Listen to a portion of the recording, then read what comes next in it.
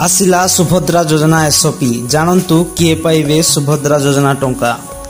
आसिला Subhadra SOP Subhadra योजनार SOP आसी सारी विधानसभा रे मुख्यमंत्री मोहन चरण माझी एने घोषणा करिसेंती।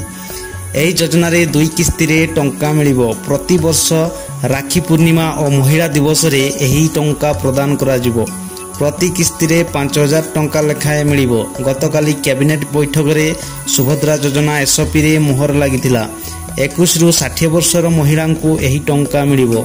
सूचनायोग्य जे सुभद्रा योजना रे 50,000 टंका देबा पई सरकार घोषणा करथिले। 2 वर्ष रे महिला को एही टंका मिली थांता। तेबे गोटे किस्ती रे 5,000 टंका मिलिले 2टी किस्ती रे वर्ष को 10,000 टंका मिलिबो।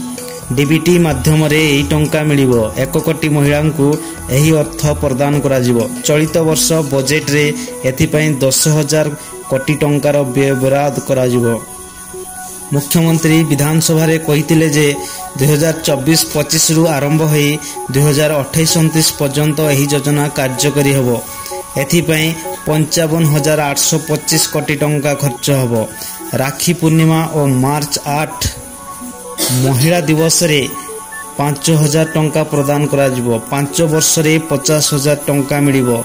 सही परी सुभद्रा डेबिट कार्ड मध्य प्रदान करा जिवो। सरकारी योजना रे मासिक 1500 टंका किंबा वार्षिक 18,000 टंका बा तदुर्धरु सहायता राशि पाउथुवा महिला माने एही योजना रे शामिल हेबे नाही। अंगनवाड़ी केंद्र, ब्लॉक कार्यालय, मो सेवा केंद्र, जनसेवा केंद्र आदि रे मागणा रे फॉर्म उपलब्ध हबो।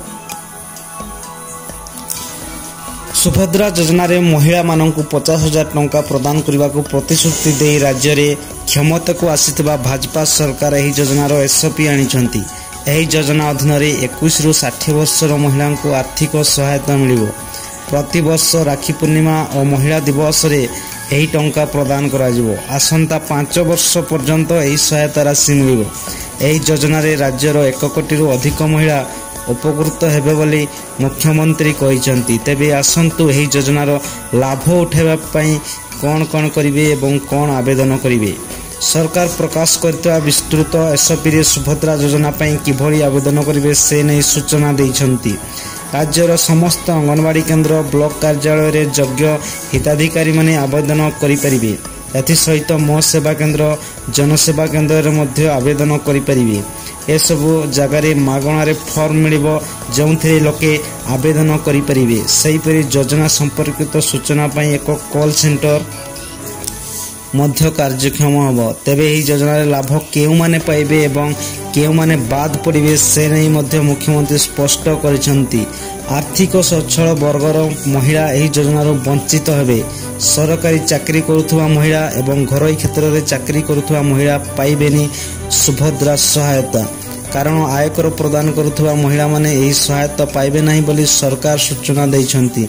सेही परि अन्य सरकारी योजना रे सहायता पाउथले मध्य सहायता मिलिबोनी।